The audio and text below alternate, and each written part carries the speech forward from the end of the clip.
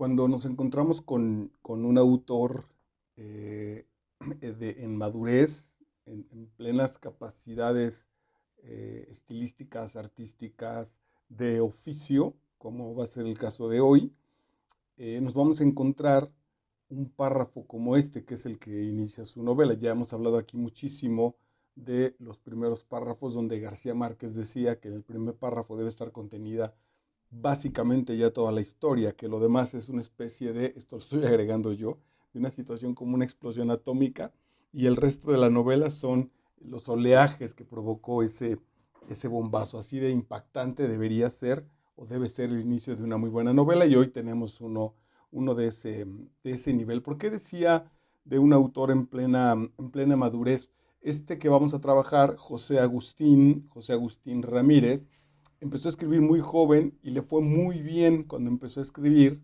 eh, con sobre todo sus primeros cuentos, pero el gran bombazo fue con su novela de perfil, que entre otros, junto con otros compañeros de su propia generación, llevó algún crítico literario, el maestro Carballo, a determinar que esa literatura se llamaba literatura de la onda, así le llamó a esa generación.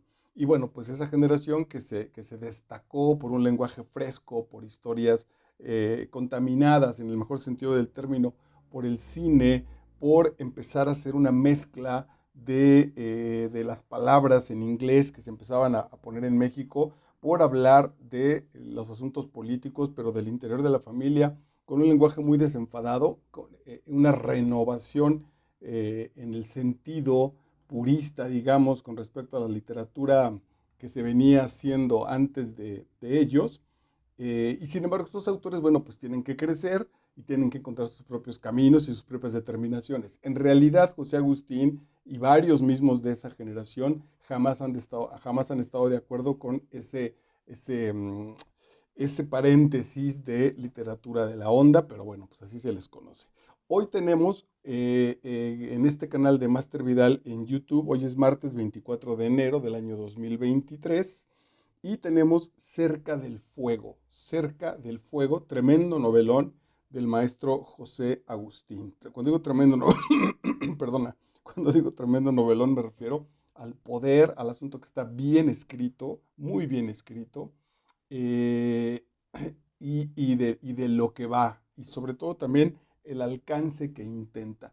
Es sin duda alguna un viaje espiritual de los que ya hemos trabajado aquí con el maestro Joseph Campbell, pero además en la complejidad de este universo que genera José Agustín con Cerca del Fuego, no solo es el camino del héroe, sino también tenemos en ese sentido el camino y el contexto de una ciudad y por lo tanto incluso de un país. Y si lo seguimos creciendo, el contexto de la humanidad, el contexto y el desarrollo del hombre, el hombre que crece, pasa por crisis, las supera o no con su propia ciudad, con su propia identidad. La ciudad como no solo un elemento que nos da origen, en este caso la Ciudad de México en concreto, al maestro José Agustín y a los que la hemos habitado y nacido aquí, lo que representa para nosotros este asunto y lo que deben representar todas las metrópolis del mundo en ese tremendo animal brutal que es una ciudad, sino que también esa ciudad crece, se desarrolla, morirá seguramente y va generando estos cambios, y la ciudad como un reflejo de los personajes y los personajes como un reflejo bastante fiel de la misma ciudad. Hay un asunto ahí simbiótico entre esos dos conceptos. Y la ciudad también como un elemento como un órgano que vive su propia situación espiritual, su propio desarrollo, sin ningún choro pseudo religioso, ni mucho menos. Lo vamos encontrando porque lo podemos ir detectando conforme la novela va avanzando. Y una tercera situación importantísima en esta novela, que inauguró el mismísimo Miguel de Cervantes en El Quijote, que es esta novela, el proceso de la novela consciente del proceso de escritura. El asunto de la novela se va desarrollando y en ese organismo que resulta tan vivo ya, que tiene que tiene conciencia de que es ella misma y de sus propios procesos, ¿no? El cierre de la novela es fantástico, lo mismo que este inicio, donde José Agustín también en esta lucha alma, cuerpo, mente, intelecto, con el contexto que representa su ciudad, terminan creándose una a la otra. Fantástica, fantástica sin duda alguna. Cerca del fuego de José Agustín Ramírez. El maestro José Agustín nació el 19 de agosto de 1944, así que tiene 78 años y nació en la ciudad de Guadalajara. Vive, me parece que vive en Cuernavaca y sin duda, bueno, sigue escribiendo y está dedicado, abocado a la literatura. Ha hecho programas de televisión, en fin, en realidad es un tipo bastante exitoso y que seguramente poco a poco la literatura mexicana como tal y la latinoamericana creo que está en ese proceso, se irá ganando un lugar que a mi juicio sin duda alguna lo tiene. Para mí como lector, la gran novela de inicio, para mí la que marca un antes y un después en mi vida como lector, fue sin duda alguna de perfil del maestro José Agustín. Me sentí absolutamente retratado. La he leído dos veces más a lo largo de mi vida. La primera sería por ahí de los 18, 17 años, que fue un bombazo maravilloso. Después por ahí digamos, por ahí de los 35, me pareció también todavía muy fresca, todavía muy poderosa, y recién la leí seguramente hace un año, hace año y cacho, para esta serie ya de presentaciones aquí contigo, y me siguió pareciendo fabulosa, no ha envejecido en lo más mínimo, por el contrario, me parece que todavía sigue retratando y no obstante el paso del tiempo, dada la calidad de autor que es José Agustín, sigue retratando la humanidad de la juventud, yo diría, no sé, si en cualquier parte del mundo. En este mismo canal de Master Vidal tenemos entonces ya de perfil, tenemos La tumba, divertidísima novela, esa me parece que fue la primera novela que escribió el maestro José Agustín como muestra del taller en el que trabajó con su maestro Juan José Arreola, y un poco de manera profesional, y lo terminé poniendo aquí, trabajé la tragicomedia mexicana número uno. Muy divertido para revisar la historia moderna y contemporánea de México del siglo XX y lo más reciente. Son 3 tomos en ese espléndido trabajo de la tragicomedia mexicana. Bueno, Cerca del Fuego, él mismo lo dice en un prólogo, es una novela que de riesgo. Es una novela en la que se reta el autor, es una novela con muchas expectativas estéticas que no va a conceder, que no va a ser un asunto fácil, que requerirá un trabajo para el lector, porque también el autor se volcará en lo mejor y también en lo mejor, es decir, en sus capacidades para narrar, pero también en sus dudas. Y entonces cuando los autores o cuando los artistas entran en sus propias dudas, eh, eh, no conceden al espectador estas situaciones, no se la hacen fácil, ¿no? Vamos a entrar con ellos, junto con ellos, a un proceso en el que ellos no están del todo seguros y en esa aventura nos tomamos con ellos y entonces también como lectores nos van a retar, nos van a decir, esta parte no la acabo de entender, parece aburrida, le perdí el hilo, en dónde está, qué personaje está hablando, porque en esa experimentación, en el mejor sentido del término, intentando de todas maneras contar una historia relativamente lineal y clara, es que cobra complejidad y es que también entonces se vuelve, no sé si el primero en decirlo, una obra maestra. Eh, es un personaje que va además empatado justo con este sexenio, con los sexenios que provocó el Partido Revolucionario Institucional a partir de que sube al poder posterior a la Revolución Mexicana, con sus grandes conflictos, ¿no? José Agustín en realidad nunca ha desenfocado, porque además lo tuvo muy, muy cerca el movimiento del 68 y la matanza de Tlatelolco. Después también el de el halconazo en 1971, si no me equivoco, y desde ahí pues ha estado eso fue lo que alimentó la literatura de un joven José Agustín que ha ido madurando con este proceso. Cerca del Fuego es un hombre que pierde la memoria durante breve tiempo y entonces ese perder la memoria de lo más reciente, alcanza a identificar algunas cosas, pero pierde la memoria, creo que en específico de un sexenio. A José Agustín hacía ahí un truco muy lindo. Pierde la memoria exactamente de 6 años. Él tiene un accidente y cuando regresa, él se ha olvidado de los últimos 6 años. Y entonces eso le permite a su personaje tomar una especie de alejamiento para generar cierta objetividad con respecto a lo que está viendo. El hecho de vivir la vida día a día, desde nuestro punto de vista, a veces nos sostenemos en nuestras propias conversaciones y muchas de las cosas que aparecen en la realidad yo ya las someto a mi manera de ver. No, ya no soy fresco para ver las posibilidades nuevas que la existencia me está mostrando, sino ya las adapto a mis propias situaciones. Hoy te pongo un ejemplo muy claro. Hoy nos daban la oportunidad de enterarnos en una junta de maestros de elementos generales de la escuela y entonces un gran porcentaje de los maestros pidió que se abriera un drive, es decir, que se subiera electrónicamente y lo consultáramos desde nuestros equipos electrónicos. Y yo, la verdad es que yo lo voy a solicitar en fotocopias, yo lo voy a meter a mi mochila y lo voy a subrayar y estaré leyendo en el transporte público, y etcétera, etcétera. Pero empecé a adaptar eso con respecto, sin darme cuenta, yo estoy adaptando la realidad a mi manera de trabajar. En realidad no estoy cediendo a decir, venga, esa es la posibilidad, ahora así se trabaja y así lo haré. Yo me estoy en ese sentido como aferrando, bueno, esa contaminación es de que me han salido las cosas bien así desde hace mucho tiempo y las seguiré haciendo.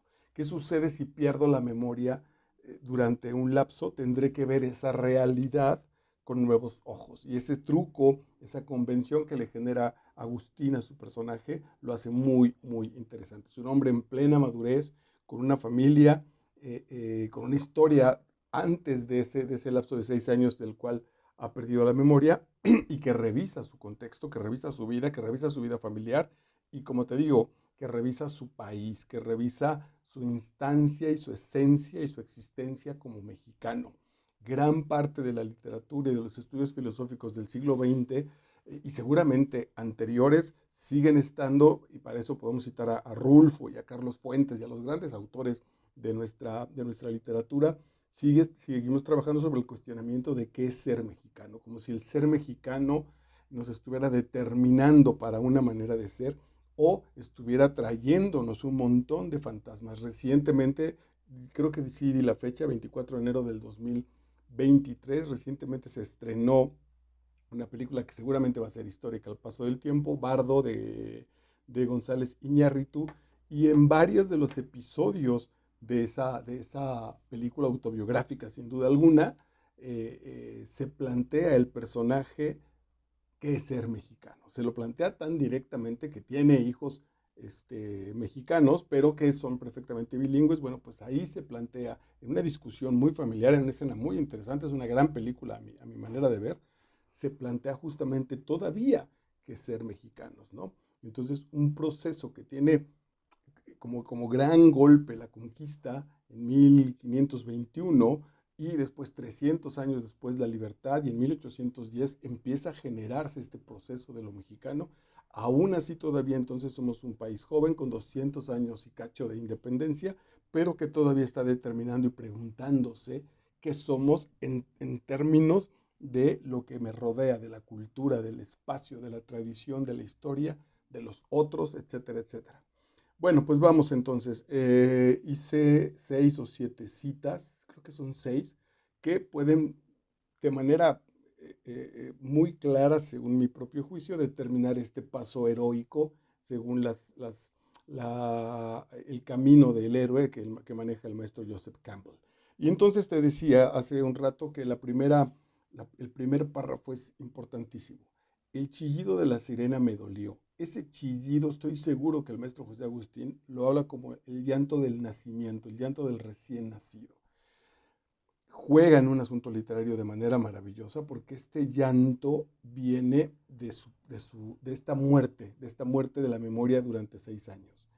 Nos está contando, no nos da más contexto, entra directo a esto y hay que avanzar para tener esta imagen, para revisar lo que históricamente pasó. Ese es otro gran elemento en esta novela, que hay una especie de confusión, hay una especie de niebla entre lo que ocurrió física objetivamente, me golpeé con un madero, me atropelló un carro, dije estos textos o estas frases en un restaurante, tomé un café, etcétera, y lo que sería esta especie de mundo mágico, lo que genera interiormente. Agustín, en esta novela en particular, se mueve con ese proceso, que tiene sentido, porque eso es lo que pasa cerca del fuego.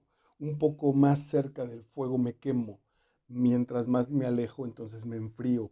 Es justo estar ahí en ese proceso entre que la realidad, mi interioridad, los sueños, la cultura, ahí se mueve. El chillido de la sirena me dolió. Mi visión se volvió brumosa. Bruma es el término que estaba buscando y bueno, aquí está justamente. Me estaba costando trabajo respirar. Pude darme cuenta, un relámpago, un resplandor ciega más que la oscuridad. Esto es muy lindo y esto ya nos marca el nivel 7. Un relámpago o un resplandor ciega más que la oscuridad. La luz ciega más que la oscuridad. En términos espirituales, en términos del camino espiritual, estamos negados a la luz. Lo que hacemos es ponernos sombras, porque la luz de lo que somos, la luz de donde habitamos, es mucho más grande que las tinieblas, muchísimo más. Es más difícil reconocer nuestra luz interior que nuestras oscuridades. En ese sentido simbólico está jugando. De que dice, pude darme cuenta de que había mucha gente en la esquina de niño perdido, seguro que no juega, es decir, seguro que puso esa dirección con toda precisión, niño perdido, ya ahí podríamos cerrar. García Márquez diría, de acuerdo a la novela, este párrafo ya está, ya aquí se acaba la novela, aquí se podría terminar. El niño perdido, somos hasta este momento, desde que nos hemos independizado, por llamarle de alguna manera, o este repaso histórico que te acabo de hacer, seguimos siendo un niño extraviado. Tiene todo el sentido del mundo que una calle en pleno centro de nuestra ciudad, en pleno centro de nuestro país, se llame Niño Perdido y que ahí surge el accidente de nuestro personaje. Había mucha gente en la esquina de Niño Perdido y Fray Servando, llena de gente y coches a las 2 de la tarde. Ya generó un resumen maravilloso. Seguro lo trabajó, seguro José Agustín pulió a plenitud este primer párrafo.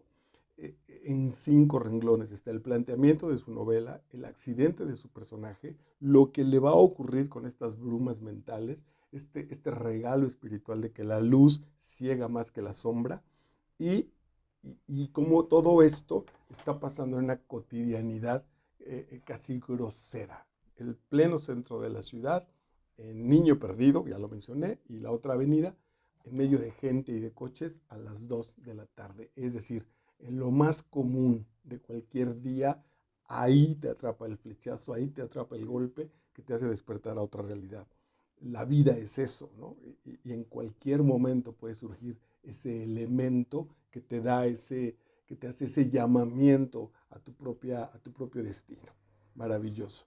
Y más adelante dice, bueno, digamos que esta muerte-nacimiento, esta muerte del proceso que venía viviendo el personaje y este renacimiento a una realidad donde uno de los referentes es que no tengo memoria de hace 6 años, va a empezar a reconocer nuestro personaje a lo largo de los capítulos, este proceso en donde está. Y para eso, igual que un Adán en plena creación, el primer elemento de reconocimiento va a ser su propia corporalidad.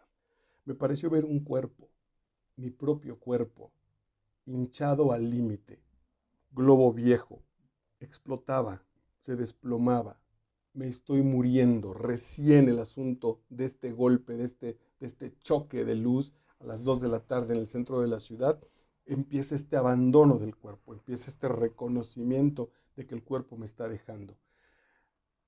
Me estoy muriendo, alcancé a pensar, ay compadrito, ya me chingaron. Y otra vez este juego de algo tan profundo y en este sentido incluso trágico, con este lenguaje tan cotidiano. Ay, compadrito, ya me chingaron.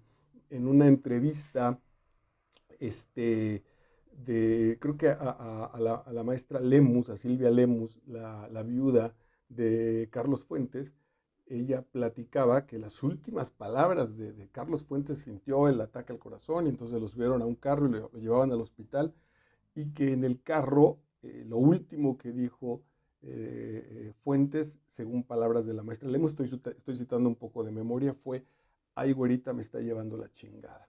Entonces uno dice, un tipo que participó durante toda su vida en los premios Nobel, que es considerado uno de los pilares de la literatura latinoamericana y por lo tanto mundial del siglo XX, no sé si estamos esperando la gran frase y sin embargo dice, ay güerita, me está llevando la chingada o ya me llevó la chingada. Y me parece genial, pues no jamás, no sé si esto es muy mexicano, no dejamos de estar ahí, por más intelectuales y por más artistas, etcétera, de pronto esa habla cotidiana es parte intrínseca de nosotros mismos, ¿no? Entonces dice el personaje, me estoy muriendo, alcancé a pensar, ay compadrito, ya me chingaron. Perdí la conciencia, supongo que durante segundos. Una ola fulminante y terrorífica de calor desconectó cada partícula de mi cuerpo y de pronto oí con claridad cimbrante, eso me encanta, claridad cimbrante, que un cristal estallaba. Ese cristal, si está en la realidad, también es el símbolo de su propia interioridad, de su cerebro, de su luz intelectual. Ese cristal estalla, mi mundo estalla, se revienta, se hace pedazos, se cae mi personalidad y también es nivel 7, también es nivel espiritual. La vida se contrae con tal violencia que mi personalidad se quiebra, se deshace, se desvanece. Grandes cristales se deshacían en astillas finas, agujas traslúcidas. La membrana reseca y hedionda que me hermetizaba se desgarró. El cuerpo se abre, ese cuerpo con sus hediondeces, con, sus, con su putrefacción innata, se desarma, se deshace, se desgarra. Y salí, está jugando con el asunto espiritual. Fue como si despertara con lucidez total. Aquí les diré a mis alumnos, absolutamente nivel 7. Empieza el camino de iluminación, empieza el camino de heroicidad en ese ámbito brutalmente cotidiano. Y salí, fue como si despertara con lucidez total. El mundo, aquí está el gran cambio en el personaje, que recién empieza la novela, el mundo me pareció de una belleza insoportable. También los términos son geniales, es casi poético lo que el maestro Agustín está escribiendo. El mundo me pareció de una belleza que no se puede soportar, insoportable, y es perfectamente coherente con su arranque en la novela, donde la luz nos deja más ciegos que la oscuridad. Estas sombras es posible que las traigamos para medianamente revisar el mundo. Si desapareciéramos estas sombras mentales, si desapareciéramos estas sombras neuróticas, la belleza de ese mundo, la belleza de las personas que amo, mi propia belleza, me dejaría ciego, me parecería insoportable. Es genial. Y avanza. Y muy despacito, como que no quería la cosa, me fui del zócalo. Si tan solo pudiera recordar cómo me llamo. Tomé asiento en la barra de una cafetería de la Torre Latinoamericana, sorprendido de que todo fuese familiar y al mismo tiempo tan distinto. Ese es el proceso, ese es el cambio existencial. Es exactamente lo mismo en términos simbólicos y en términos espirituales. La realidad es exactamente la misma, solo es mi manera de habitarla la que se ha modificado con esa belleza insoportable, pero también donde entonces mi propia identidad como nombre, como mi propia historia, deja de ser interesante, deja de ser importante. Les digo a mis amigos que me cuesta mucho trabajo, ahora también ha servido para dialogar y escuchar. Cuando voy, por ejemplo, a una obra de teatro o justo que leo un texto, pero es más directo. Cuando voy a una obra de teatro como espectador, me importan mucho las opiniones de la gente que va conmigo, porque en esta especie de formación profesional a veces se me pasan muchas cosas. Ya no soy un espectador virginal, un espectador abierto. Bueno, pues esa situación relativamente neurótica la tenemos en la vida también. Entonces, ¿cuántas veces en la vida, en aras otra vez de estos lentes que me están permitiendo, que me están obligando a ver la realidad deformada, he dejado de ver la belleza de las situaciones? Mi neurosis me ha bloqueado para ver la belleza brutal de muchas de las situaciones que me regala la realidad. Entonces, por eso, en realidad no ha habido cambio, sigue siendo lo mismo y al mismo tiempo tan distinto. ¿Cuál espejo?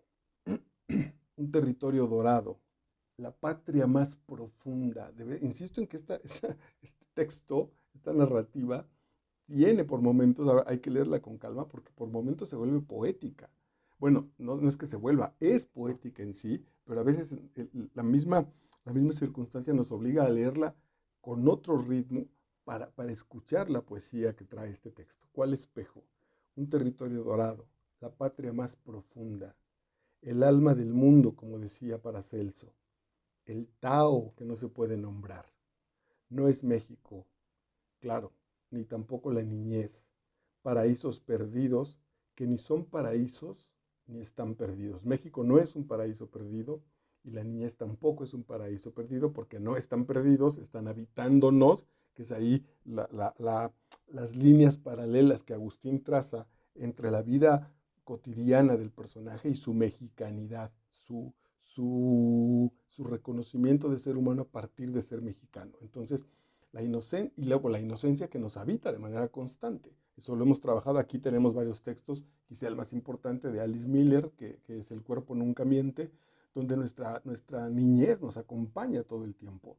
Las cosas que me siguen gustando en sabores de la fruta, de los helados, las mujeres por las que me siento atraída, los deportes que todavía me llaman la atención, la manera en la que me reviso el cabello, etcétera, los olores, los sigo trayendo con mi niñez atravesada sin duda alguna. Cuando me divierto con un texto, cuando me divierto con una obra de teatro, es porque mi niño está metido ahí trabajando y determinando y tomando elecciones por encima de este adulto que hoy les está hablando. Bueno, entonces, ni la niñez es un paraíso perdido, ni México es un paraíso perdido. La inocencia no es inocencia. Yo me refiero a otra cosa, ese rinconcito que se halla en lo más escondido de uno, y en el cual todo es perfecto. Cuando dice rinconcito escondido en lo más, rinconcito, lo voy a poner directo, ese rinconcito que se halla en lo más escondido de uno, esta situación de lenguaje tan cotidiana para hablarnos de algo muy profundo. Esto lo han trabajado los filósofos y los místicos de Jodorowsky. Puede tener ahí dos textos a partir de eso, de este rincón físico en medio del corazón, lo que está por encima, una vez que trascendemos nuestra propia personalidad, lo que queda, lo que diría en una canción del maestro Fito Páez, lo profundo de esa alma, el cuarto sagrado que viene, por ejemplo, en las escrituras de las mil y una noches, en el cantar de los cantares, esa recámara interior que no se modifica, que es al final de cuentas la esencia absoluta de nuestra humanidad y nuestra divinidad ahí guardadas. Bueno, pues esto tan profundo, tan filosóficamente marcado, tan complicadamente establecido para nuestra comprensión en términos místicos, en términos religiosos, Agustín se lo hace decir a un personaje así de manera tan sencilla como el rinconcito que se halla en lo más escondido de uno y en el cual todo es perfecto, esa interioridad, esa falta de memoria, ese trauma que sufrió, que le lleva a olvidar sus recientes 6 años. eh, Ahora mismo que estoy leyendo el libro tibetano de los muertos, un libro escrito por un gurú, un maestro del Tíbet, justamente habla de eso. Claro, él lo habla con sus términos místicos y con sus términos incluso técnicos. Y hay todo un proceso ahí en la explicación y él dice, es complicadísimo de explicar esto que les voy a decir, pero bueno, ahí está. Y José Agustín, que eso es lo grande también de la literatura y de los grandes autores, lo resuelve de esta manera tan sencilla en un par de enunciados, tan sencilla en su exposición, ¿no? Debe ser un trabajo enorme armar estos párrafos, armar esta historia. Pero bueno, pues ese es el gran trabajo de los grandes literatos. Yo me refiero a esa cosa, ese rinconcito que se halla en lo más escondido de uno y en el cual todo es perfecto. Allí está todo. Una especie de Aleph también en términos de Borges, el Aleph de Borges. Allí está todo, centro y periferia. Y a la vez no hay nada. Nunca hubo nada. pura mística en realidad en esta novela que trata de un tipo que sufre un accidente, niño perdido y Fray Servando a las 2 de la tarde en un calor espantoso en medio de un tráfico brutal. Ese madrazo, ese accidente que no es accidente, lo lleva a reconocer ese espacio que no es espacio, ese espacio sagrado dentro de uno que en realidad no es nada y que lo es todo. Empieza, bueno, no empieza, ya traía seguimiento esta mística en una narrativa poderosa, en una narrativa clara, en una narrativa viva y emocionante. Bueno, entonces se accidentó, salió de su cuerpo, del cuerpo físico, sufrió esta transmutación y regresó al cuerpo físico para andar en ese camino a partir de la ciudad, para hacer ese viaje en términos de Pedro Páramo, por ejemplo, o en términos de Joseph Conrad, de la mejor tradición de la mística occidental, está en ese camino, se enfrenta a él mismo, que es uno de los elementos importantes, por eso este párrafo inició diciendo, ¿cuál espejo? Su espejo es la Ciudad de México, su espejo es el territorio, su espejo es lo que camina, el espejo es lo que tenemos alrededor. En este caso para mí, mi recámara, mi familia, el lugar donde trabajo, mis compañeros, mis amores, mis amigos, esos son mis espejos. Y ahí está todo y a la vez no hay nada. Y después el siguiente párrafo es vuelta a casa, el retorno de este viaje que me va a permitir reconocer que el espacio donde yo me sentía perdido y extraviado es mi propia casa, vuelta a casa. El amor es un fuego. Aurora contestó. Aurora, que también es un asunto bien bonito, es la esposa, es la mujer, que este cuate lo que sabe es que él reconoce y dice, ok, voy a casa de Aurora. No recuerdo exactamente dónde vivo, recuerdo dónde vivimos hace 6 años, antes de estos 6 años, y esa es su primera parada, va a buscar ese hogar de antes de los 6 años y de ahí empieza a cobrar información para presentársele a esta Aurora.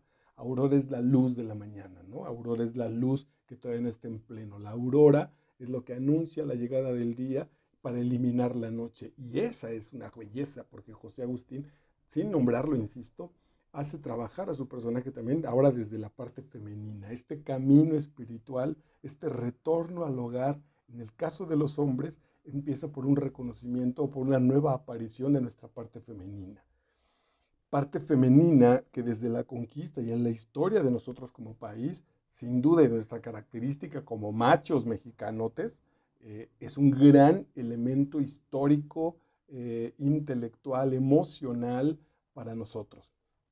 Aura de Carlos Fuentes trae ese proceso. La búsqueda de uno de los personajes de Pedro Páramo, creo que es Miguel Páramo, que lo primero que hace en medio de su machismo es ir a buscar a su amor. El mismo Pedro Páramo, la gran tragedia que vive es el abandono en su niñez, este abandono entre comillas en su niñez de Susana, a partir de todas las mujeres que ha tenido que conquistar y a las que ha violentado, porque no acaba de encontrar esa experiencia cuando con Susana volaba los papalotes en medio de su niñez y de su campo abierto.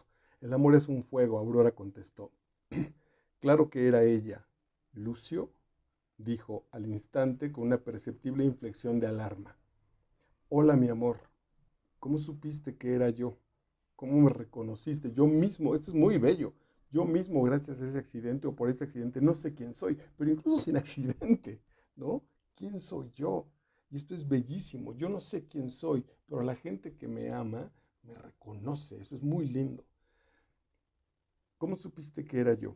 Algo en mí respondía sin demoras y con naturalidad a esa voz de mujer que me era completamente desconocida, a quien yo amaba y que amo y que nunca es la misma y me ama y me comprende y que a la vez me despertaba emociones inclasificables.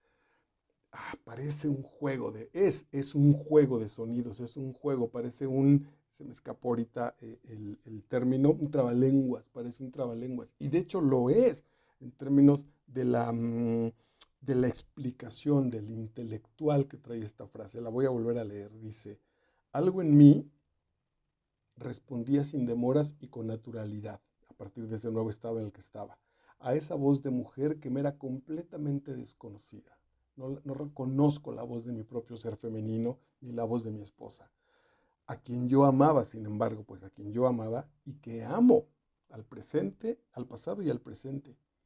Y esta misma voz nunca es la misma, como los seres que están alrededor de nosotros, que siempre están cambiando, como nosotros mismos. Quizá nosotros pensamos que no cambiamos por por esta idea, iba a llamarle bendición o posiblemente maldición, de reconstruir constantemente mi pasado. Dicen los místicos que cada mañana al despertar el cerebro hace todo un recorrido, un reseteo diríamos ahora en términos más contemporáneos, para reconocer mi individualidad, para reconocer que soy el mismo que se acostó ayer a dormir en esta misma cama. Y más o menos, entonces, no darle permiso a la locura, ¿no? No recuerdo ahorita con precisión cuál es la novela del maestro Ignacio Solares, donde él duerme en la noche, se acuesta a dormir y no recuerdo con precisión cuántas son, pero al otro día amanece en otra casa. O creo que solo es la narrativa de lo que sucede una vez que amanece. El tipo sabe que el lugar donde despertó no es su lugar, que él no pertenece ahí, que él el día de ayer y todavía en la noche se acostó en otro lugar y sin embargo todo el mundo donde hoy ha despertado lo trata con familiaridad como si siempre hubiera estado ahí. Interesante también.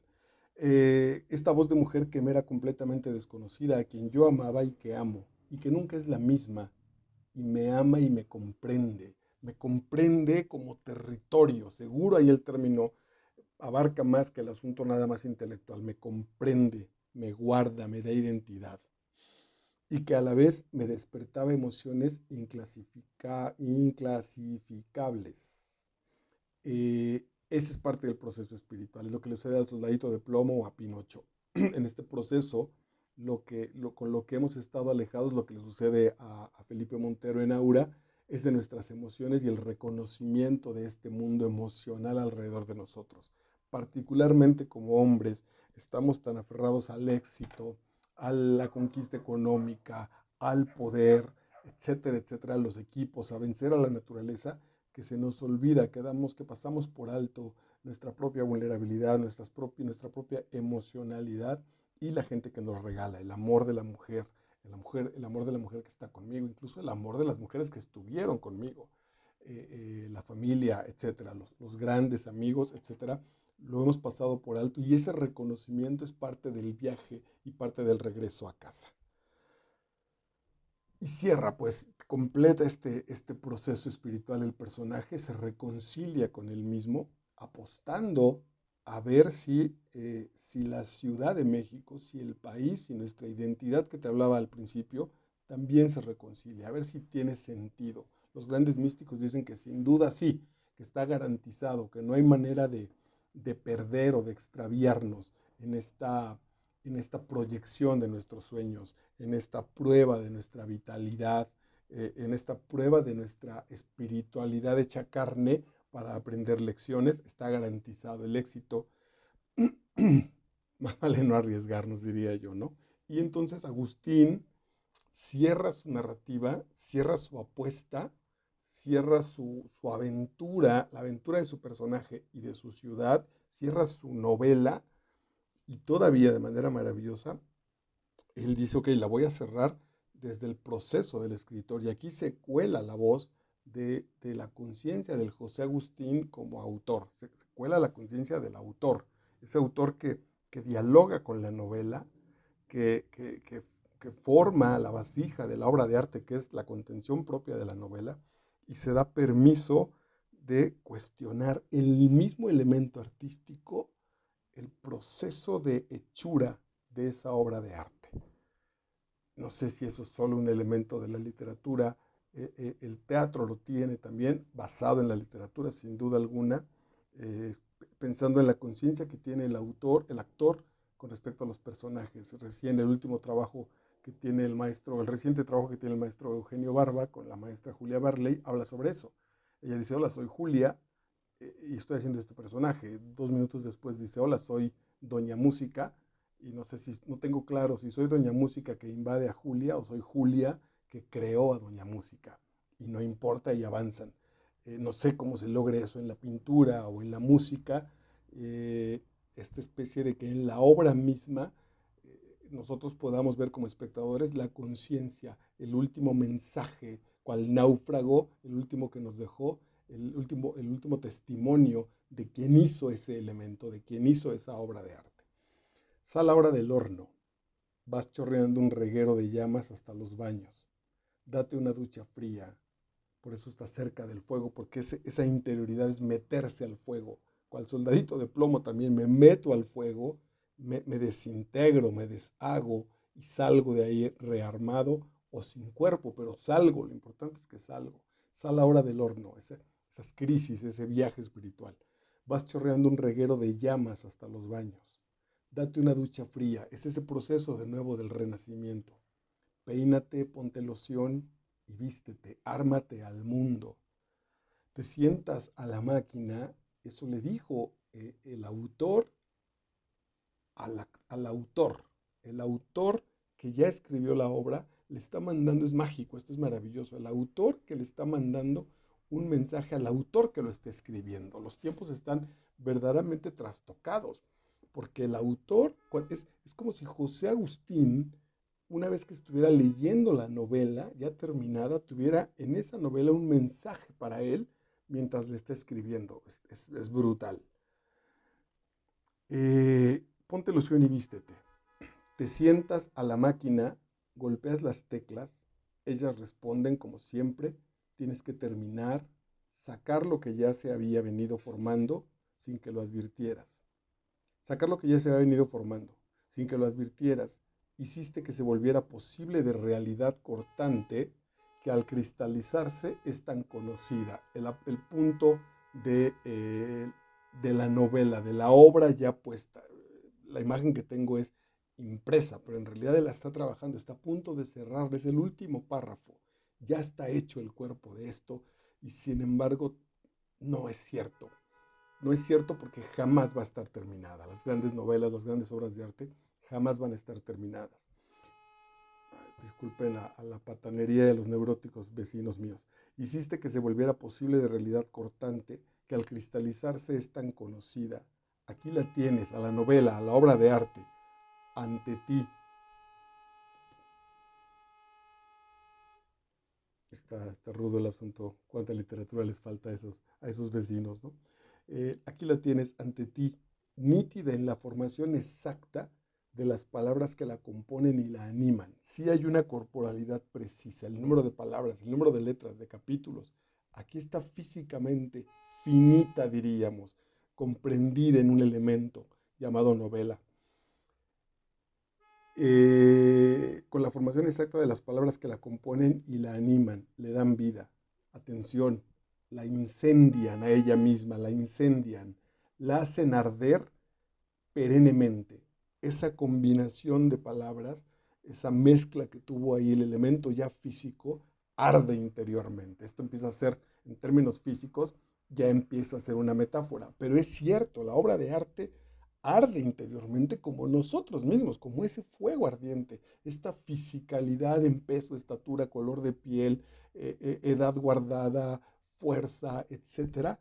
En la interioridad es un fuego moviéndose, crepitando todo el tiempo.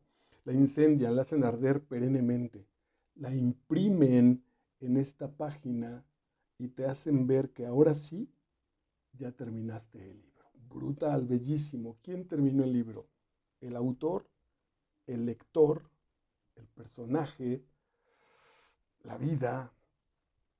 Bellísima. Una gran obra, sin duda alguna, una obra maestra. No es sencilla, pero bueno, para eso ya tenemos aquí los niveles de lectura y si has seguido los programas en este canal de YouTube, estas, estos escalones, en el mejor sentido del término, de un montón de obras que ya hemos trabajado aquí para aventurarte ya con una obra a la que hay que tenerle un poco de paciencia, diría yo, de respeto, el mismo que tendrías cuando te acercas al fuego. Es que imagínense, por eso es redondita, es una gran obra esta cerca del fuego del maestro José Agustín, porque acercarnos al fuego es hay que acercarnos con respeto, no sería estúpido y absurdo decir quiero conocer el fuego y entonces me arrojo directamente a la fogata y me quemo y me consumo ahí. ¿Dónde están las metáforas? ¿Dónde está la realidad espiritual? ¿Dónde está el elemento de belleza? Bueno, antes de que imbéciles nos terminen por ahogar en sus pitidos neuróticos. Vete, por favor, te recomiendo de manera precisa, clara, con muchísimo ahínco, cerca del fuego del maestro José Agustín. Nos vemos en la próxima entrega. Estás en Master Vidal. Yo soy Marco Vidal. Chao y gracias.